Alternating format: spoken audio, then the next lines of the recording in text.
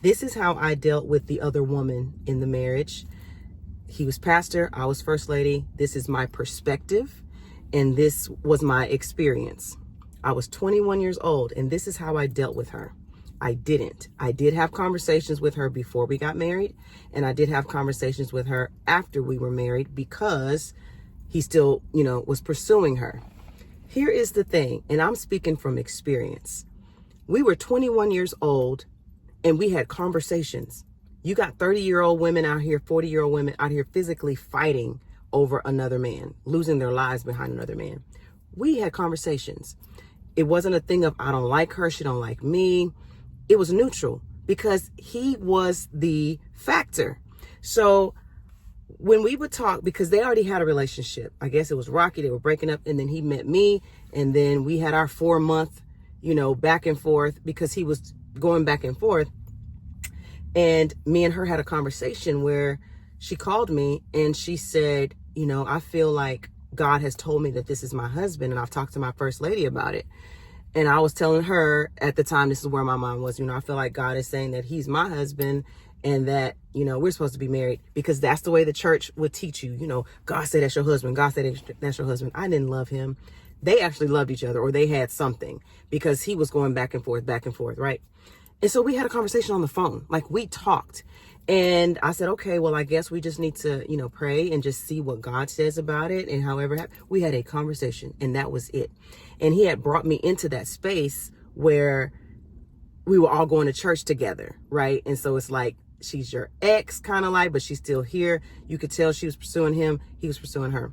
Once he and I got married, she no longer pursued, yet they still stayed in contact. Here's what I need you to hear. I never went off on her. I never had anything negative to say about her. I never could say I don't like her. It was never that. To this day, if I saw her today, it wouldn't be, oh, let's fight. We in the streets. It's happening on site. None of that. Because he is the issue. And this is the point that I want to get to. Whenever there's another woman, for a lady or a wife to say, I just don't like her. Why? She's done nothing to you. Here's my point. I'm going to call the girl Lily because I don't want to say her real name. Lily didn't marry me. Lily didn't make a vow to me.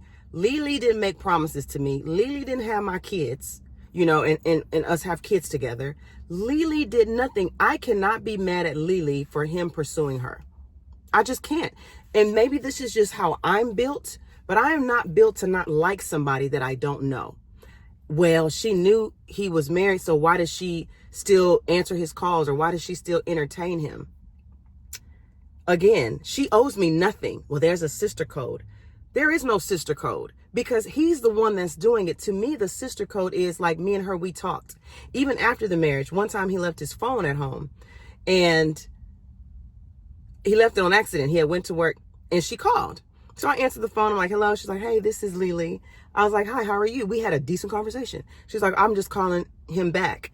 I was like, oh, okay. So y'all talk? She's like, yeah, we talk every day when he's at work. He'll call me and stuff. And I'm like, okay. Somebody today would be cussing her out. Why? She's not married to me. She owes me nothing. And some of you may not like it. You may not agree. She don't owe me anything. Lily is a single woman who can do whatever the hell she wants to do. And, well, she's breaking up. No, she's not. She cannot break up anything that's already broken. He didn't want me. He obviously wanted her, but the church, y'all have to see the other videos of how we even got married. The church was like, the one that you want is not a good first lady pick. And I just wanted to be married. I just wanted to get out of my mom's house. It was a marriage of convenience. We did not love each other. We were getting married for the wrong reasons to begin with. He did not want me. Okay. And so he wanted her because we were married for 7 years, and she came up like every 6 months. So if she ever see this video, girl, I even told him after the divorce, I was like, you need to go and get her. You need to go and find Lily, and y'all need to get together. Even when he got remarried, I'm like, you need to go find Lily because you love that girl. Like, she was the reason why I found my self-esteem. To be honest, she was a blessing to me because even though there was physical abuse, and I'm just talking, so I don't have no points, no order of anything. Even though there was abuse, I still stayed. It wasn't until the 7th year when her name came up again and I heard him on the phone talking to his cousin. He was like, yeah. And he was telling his cousin about her. like where she was going to school, what she was doing, how she had moved. And I'm like, and that was it for me. That was when I said, I'm leaving you because you don't want me. I knew he did. I'm just saying, like, and we tried to work it out, pray. The devil's just trying to steal your marriage. What God's joined together, all that stuff. All that stuff was going in and out of our marriage for 7 years and all that indoctrination, right? But it was at the point where when I heard that conversation, I'm like, how do you know all this about her? And he's like, no, that kind of stuff, right? And that's when I filed for divorce. I'm like, you know what? He's not the one for me. I'm not the one for him. He wants somebody else. And it was 7 years of her in and out, finding the phone records, all the things. And for some reason, I could never be mad at her or not like her. It does not make sense because he is the one that is pursuing. He is the one. I would find the text and find the things. She was never pursuing him. Yes, she talked to him. Yes, she had a conversation. She can do what she wants. It's not her fault that he's chasing her and pursuing after her. She doesn't owe me anything, and I don't have the right to not like her. It's so stupid that you're going to still try to work it out with this guy when he's the one that's cheating and he's the one that's doing the stuff, but we're going to be mad at the other woman. It's like she should just be neutral, like you don't exist. It's like no negativity. And I still don't to this day. This is just my perspective and my experience. So for you to say, well, I just don't like her. Why? You should not like him because, you know what I'm saying? I should be, and I did. Every time she came up, I never went after her. I always came home and talked to him or waited for him to get home and say, you still talking to Lily and this is happening. And I saw the text messages with this and I found out about this and you're still going after her, blah, blah, blah.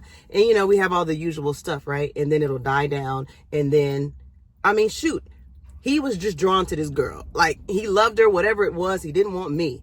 And so the thing is, why would I be mad at her? Why would I have any kind of ill will feelings? Forget some stupid sister code.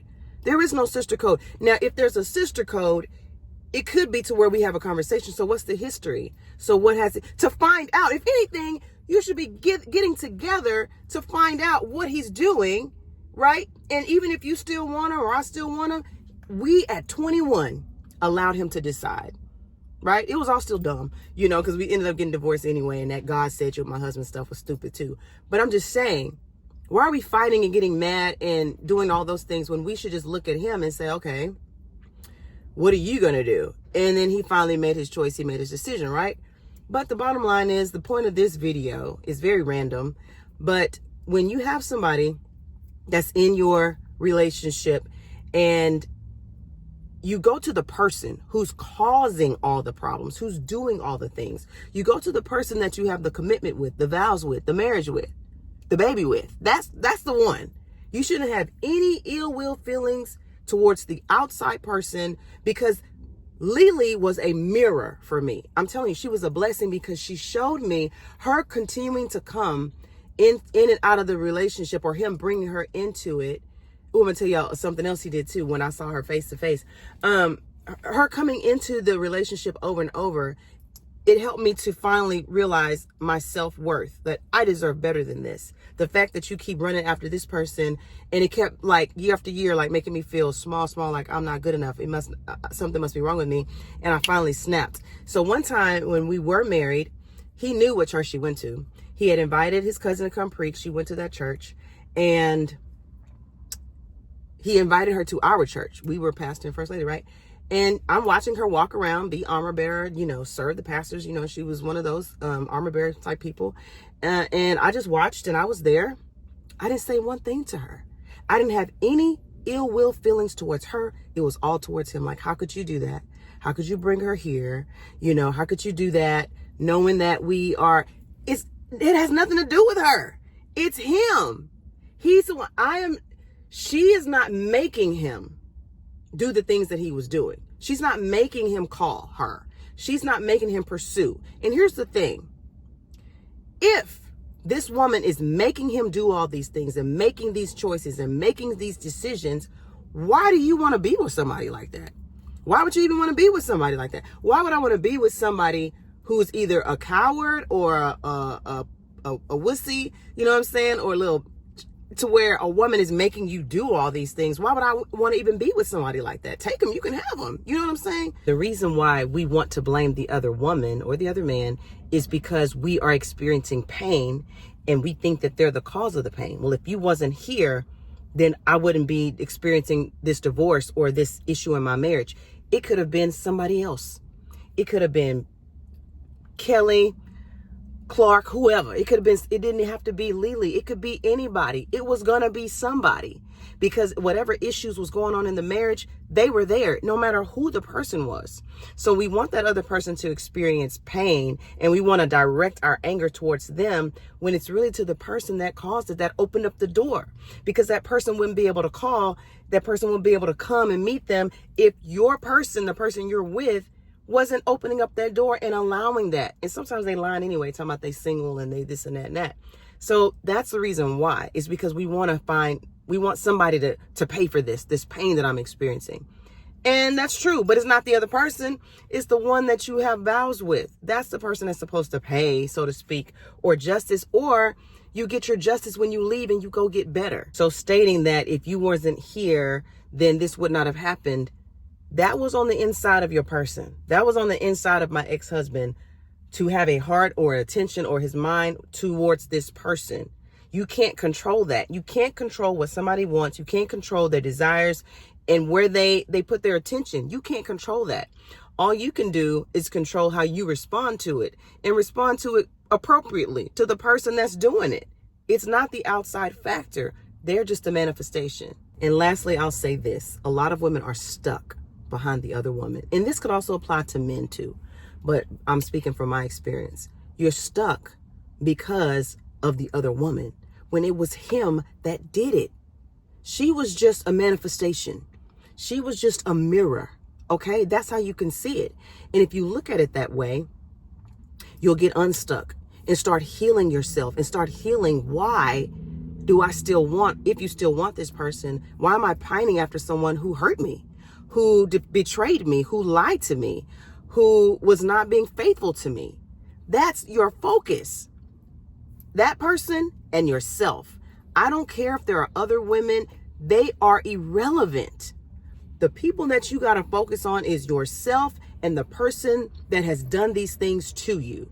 That's how you're going to get unstuck. If not, if you keep blaming them and keep doing this and having a chip on your shoulder because of this other woman, yes, it was painful and it hurt, but I never directed that towards her. It was also always towards him. And what you need to do is do what you got to do towards him. And I did. I divorced him. I left him. So if you want to get unstuck, redirect your pain, your energy, your dislike, all that stuff to the right place, to the person that did it. Forgive them, release them, let them go. If y'all aren't going to work that out, and then look within yourself and say, why did I allow myself to be with someone like that? Am I changing the thing that attracted me, that kept me in that place? Let me figure out, who am I, my value, and what I deserve. I mean, it's really simple. This person dogged you out, right? He was dogging me out. We were married, whatever. Okay, he's not the one. Let it go. Move on. And I'm saying that from experience. We were 21 having adult conversations and hadn't even had this type of experience, and had conversations and talked even in the marriage. I never ever said one word to that girl that was like out of pocket, but it's never the other person. It's always the person that you had a commitment with, a vow. Lily had no vows with me, no promises. She was not my friend. She wasn't my sister friend, my sister code friend, none of that. Owed me nothing. It was the person that said, I do.